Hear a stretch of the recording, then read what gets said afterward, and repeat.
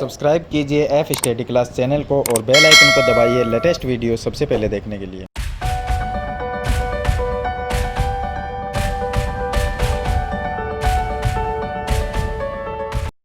Hello students, आज हम इस वीडियो में प्रश्नावली 6.2 के क्वेश्चन को सरल करेंगे जो कक्षा 8 की है। पीछे वाली वीडियो मैंने आपको प्रश्नावली 6.1 के सभी क्वेश्चन है वो बता दिए हैं।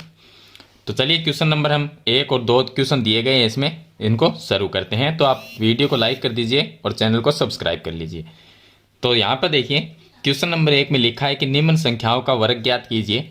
तो हमें सिंपल सा एक तरीका पता है वर्ग ज्ञात करने का कि 32 है तो 32 का हम स्क्वायर करेंगे, 32 को 32 से गुणा करेंगे तो इसका वर्ग है वो हमारे पास में आ जाएगा। लेकिन इसमें जो बुक में दिया गया है उसका तरीका एक अलग दिया गया है। उसमें ये लिखा है कि बिना गुणा करे, गुणा नहीं करना, बिना गुणा करे वर्ग ज्ञात करना है। लेकिन इस क्वेश्चन में ये लिखा है निम्न संख्याओं का वर्ग ज्ञात कीजिए। तो इसमें कोई गुणा की कोई बात ही नहीं है, तो हम सीधा ही इसका वर्ग ज्ञात कर सकते हैं। अगर बिना गुणा के आपको वर्ग ज्ञात करना है तो वो तरीका मैं आपको भी बता दूंगा। तो इसमें हम 32 का पहले ज्ञात कर लेते हैं। तो देखिए क्वेश्चन नंबर 1, 32 का स्क्वायर, 32 को अगर 32 से गुणा करेंगे तो इसका जो मान आएगा वो आएगा 1024। मैं सीधा ही लिख देता हूँ क्योंकि वर्ग ज्ञात करना सरल है एकदम। चलिए सेकंड क्वेश्चन है इसका, उसमें दिया गया 35। तो 35 का अगर वर्ग करेंगे यानी स्क्वायर करेंगे तो इसका जो मान आएगा वो आएगा हमारे पास में 1225, 1225 आ जाएगा। उसके बाद में आता है 86, क्वेश्चन नंबर 3। 86 का अगर हम वर्ग ज्ञात करते हैं तो इसका जो मान आएगा हमारे पास में वो आएगा 7396, ये आ जाएगा। इसके बाद में देखिए 93 का वर्ग, तो 4 नंबर क्वेश्चन इसका 93 का स्क्वायर। 93 का जब हम स्क्वायर करेंगे तो इसका जो मान आएगा वो हमारे पास में आ जाएगा 8649, ये आ जाएगा। उसके बाद में देखिए क्वेश्चन नंबर 5 नंबर जो क्वेश्चन है उसमें हमें 71 का स्क्वायर करना है। तो 71 का स्क्वायर करेंगे तो ये आ जाएगा 5041। उसके बाद में 6 नंबर इसका क्वेश्चन है, उसको अगर हम सरल करते हैं यानी 46 का स्क्वायर करते हैं तो यह हमारे पास में आ जाएगा 2116। तो देखिए वर्ग ज्ञात करना सिंपल है, आंसर यही आएगा सभी के। अगर इसी को, ये तो देखिए हमें सीधा क्वेश्चन दिया गया है कि संख्याओं का वर्ग ज्ञात करना है, तो हमने कर लिया। 32 का स्क्वायर करेंगे तो 32 को 32 से गुणा कर लीजिए, 1024 आएगा। 35 का स्क्वायर यानी 35 को 35 से गुणा करेंगे तो 1225 आ जाएंगे। इसी तरह से हमने सबका वर्ग ज्ञात किया है।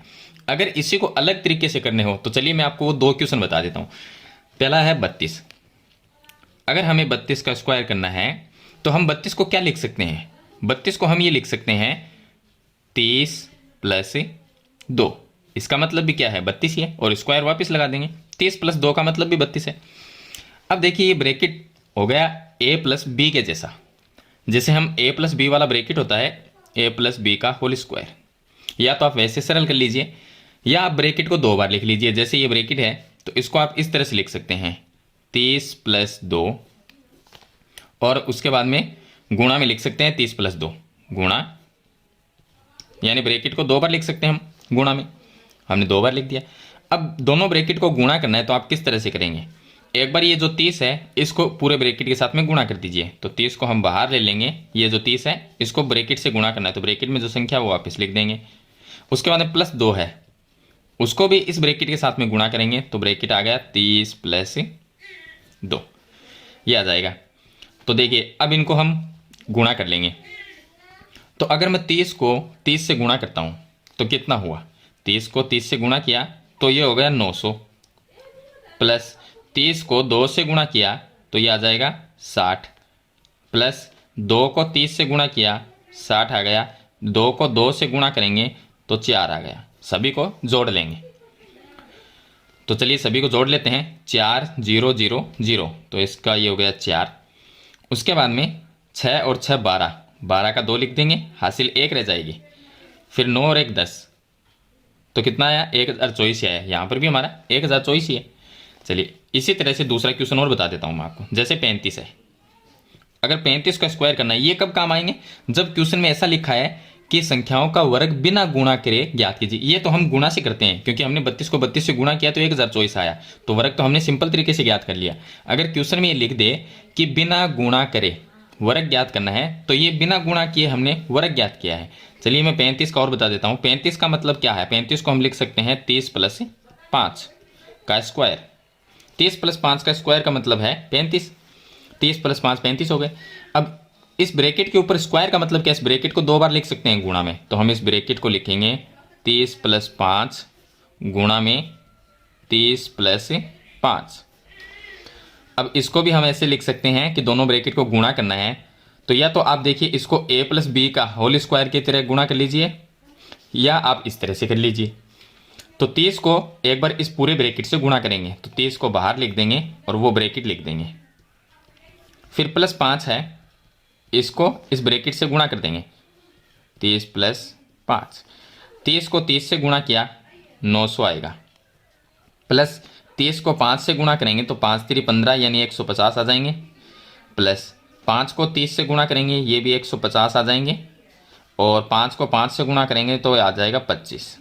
सभी को जोड़ लेंगे तो देखिए 900 और ये 150 150 300 हो गए, 300 और 900 तो प्लस कर लेंगे 1200, 1200 प्लस 25 तो 1225 इसका आंसर आ जाएगा। तो इस तरह से भी आप इसको यानी वर्ग ज्ञात कर सकते हैं। तो ये तो है बिना गुणा करे वर्ग ज्ञात करना, और ये हमने गुणा करके किया है। अब जैसा आपको क्वेश्चन में लिखा है आप उसी तरह से गुणा कर दीजिए, सॉरी वर्ग ज्ञात कर दीजिए। तो ये होगा इसका क्वेश्चन नंबर 1। चलिए इसके बाद में शुरू करते हैं क्वेश्चन नंबर 2। अब देखिए इसका क्वेश्चन नंबर 2 है, इसमें लिखा है कि पाइथागोरस त्रिक लिखिए जिसका एक सदस्य। अब पाइथागोरस त्रिक क्या होता है, तो पाइथागोरस त्रिक में देखिए मैं आपको बता देता हूँ, 3 संख्याएं होती हैं जिनमें से एक सबसे बड़ी संख्या का अगर वर्ग करते हैं तो 2 छोटी संख्याओं के वर्गों के योग के बराबर होता है। यानी कि पाइथागोरस प्रमेय है जो हम समकोण त्रिभुज में काम में लेते हैं, कर्ण स्क्वायर बराबर लंब स्क्वायर प्लस आधार स्क्वायर, तो वो है पाइथागोरस त्रिक। तो चलिए यहाँ पर हमें ज्ञात करना है कि पाइथागोरस त्रिक लिखिए जिसका एक सदस्य, यानी पाइथागोरस त्रिक में 3 संख्याएं होती हैं, तो एक संख्या तो हमें दी गई है, बाकी 2 संख्या हमें ज्ञात करनी है। तो पाइथागोरस त्रिक में 3 संख्याएं होती है, ध्यान रखना है आपको। एक संख्या दी गई है यहाँ पर, जैसे कि पहले क्वेश्चन में 6 दिया गया है, तो 2 संख्या और क्या है वो हमें ज्ञात करनी है। तो 3 संख्याएं होती है टोटल। अब इसका ज्ञात करने का तरीका मैं आपको बता देता हूँ। अगर आपको ज्ञात करना है तो एक बार जो संख्या दी गई है उसको हम ज्ञात करने के लिए काम में क्या लेंगे, 2m m स्क्वायर माइनस 1 और m स्क्वायर प्लस 1, ये फॉर्मूला है वो काम में लेंगे। आपको बुक में मिल जाएगा ये फॉर्मूला, ये काम में लेंगे जिससे हम पाइथागोरस त्रिक है वो ज्ञात कर सकते हैं। तो देखिए अब किस तरह से आपको ज्ञात करना है वो मैं आपको बता देता हूँ। तो सबसे पहले हम ये लिखेंगे, क्वेश्चन नंबर 1 है, इसका बता देता हूँ। यहाँ पर जो 6 दिया गया है इसको हम 2m के बराबर लिखेंगे। हम लिखेंगे कि 2m बराबर 6। यहाँ से m का मान ज्ञात करना है, वो m का मान एक बार इस फॉर्मूले में रखेंगे और एक बार इस फॉर्मूले में रखेंगे। तो m का मान क्या आएगा, m बराबर 2 गुणा में है तो 6/2 आ जाएगा, तो m का मान आ गया 3। m का जो मान है उसको हम फॉर्मूले में रखेंगे, पहला ये फॉर्मूला काम में लेंगे, फॉर्मूला m स्क्वायर माइनस 1, ये फॉर्मूला काम में लेंगे। तो देखिए m की जगह हम रखेंगे 3, तो 3 रखेंगे, 3 का स्क्वायर कर देंगे और माइनस 1, 3 का स्क्वायर होता है 9, 9 माइनस 1, 9 माइनस 1 करेंगे तो आंसर क्या आएगा 8, ये इसका आंसर आ जाएगा। यानी कि पहला जो हमें दिया गया 6 है, दूसरा पाइथागोरस त्रिक 8 है, तीसरा और ज्ञात करेंगे, तीसरा इस फॉर्मूले से ज्ञात करेंगे m स्क्वायर प्लस 1 से। m स्क्वायर में m का मान 3 रखना है आपको, तो 3 का स्क्वायर लिखेंगे प्लस 1, 3 का स्क्वायर 9 प्लस 1, 9 प्लस 1 हो गया 10, तो ये इसका आंसर आ गया। यानी कि तो पाइथागोरस हम लिख देंगे यहाँ पर कि पाइथागोरस त्रिक, पहला तो क्वेश्चन में दिया गया 6 है, दूसरा 8 आ गया और तीसरा 10 आ गया। इस तरह से ये आपको पाइथागोरस त्रिक है वो लिखने हैं। सेकंड क्वेश्चन देखिए, क्वेश्चन नंबर 2, इसमें क्या दिया गया है, 14 दिया गया है, तो 14 को हम लिखेंगे 2m के बराबर, 2m बराबर 14 लिखेंगे, तो m का मान आ जाएगा 14/2, m बराबर 7, 14 में 2 का भाग दिया 7, ये m का मान आ गया। m के मान को यहाँ पर पहले इसमें रखेंगे m स्क्वायर माइनस 1, तो m स्क्वायर माइनस m की जगह रखना है 7, 7 का स्क्वायर माइनस 1, 7 का स्क्वायर होता है 49, माइनस 1 कर देंगे तो 49 माइनस 1 करेंगे तो क्या आएगा 48। चलिए दूसरा रखते हैं, दूसरे में m स्क्वायर प्लस 1 है, तो ये हो गया m स्क्वायर प्लस 1, m का मान 7 ही रखना है, तो ये 7 का स्क्वायर प्लस 1, 7 का स्क्वायर 49 प्लस 1 रखें तो 49 प्लस 1 आ गया 50। ये आ गया तीसरा इसका त्रिक। तो यहाँ पर हम लिख देंगे जो पाइथागोरस त्रिक है वो कौन कौन से हो जाएंगे। एक तो क्वेश्चन में दिया गया है 14, दूसरा आ गया हमारे पास में 48 और तीसरा आ गया हमारे पास में 50। तो इस तरह से आपको ये पाइथागोरस त्रिक ज्ञात करने हैं। चलिए आगे देखिए, आगे दिया गया हमें 16, तो हम लिखेंगे 2m बराबर 16 लिख दिया। तो m का मान कितना आएगा, m बराबर 16/2, तो m का मान आ गया 8। 16 में 2 का भाग दिया 8 आ गया। अब फॉर्मूला काम में लेंगे हम m स्क्वायर माइनस 1, m का मान 8 रखेंगे तो 8 का स्क्वायर माइनस 1, 8 का स्क्वायर 64, 64 माइनस 1 करेंगे तो आ गया 63, 63 आ जाएगा।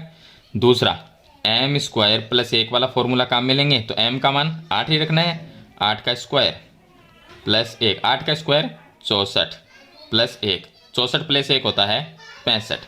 तो इसमें पाइथागोरस त्रिक क्या हो जाएंगे, पहला तो क्वेश्चन में दिया गया है 16, दूसरा 63 और तीसरा 65। ये आ गया पाइथागोरस त्रिक।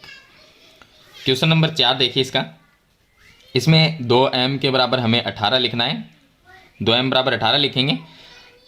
क्वेश्चन नंबर 4 है ये, यहाँ पर ये क्वेश्चन नंबर 3 है।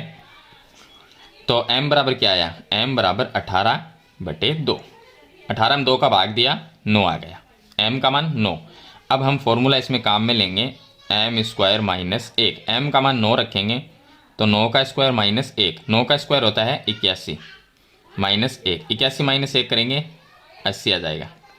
और दूसरा हम फॉर्मूला काम में लेंगे m स्क्वायर प्लस 1, m का मान 9 ही रखना है तो 9 का स्क्वायर प्लस 1, 9 का स्क्वायर 81 प्लस 1, 81 प्लस 1 होता है 82। तो जो पाइथागोरस त्रिक है वो हम लिख देंगे, पहला तो क्वेश्चन में दिया गया है 18, दूसरा आया है 80 और तीसरा आया है 82। ये जो m का मान आता है वो नहीं लिखना आपको, वो तो m का मान है। उसके अलावा जो हमने m एक तो इस फॉर्मूले से जो निकालेंगे वो होगा, एक इस फॉर्मूले से और एक क्वेश्चन में दिया गया है। तो देखिए 18, 80 और 82, तो ये इसके पाइथागोरस त्रिक हो गए। तो इस तरह से ये क्वेश्चन नंबर 2 आपको सरल करना है। तो प्रश्नावली जो 6.2 है इसमें सिर्फ ये 2 क्वेश्चन ही दिए गए हैं, जो मैंने आपको सभी उनके जितने भी पार्ट दिए गए हैं वो मैंने आपको सभी बता दिए हैं। तो आशा करता हूँ ये क्वेश्चन आपको अच्छी तरह समझ में आ गए होंगे। फिर भी कोई प्रॉब्लम आती है जो मुझे कमेंट में ज़रूर बताएं। तो आज की वीडियो में इतना ही, मिलते हैं एक नई वीडियो के साथ, तब तक के लिए थैंक यू।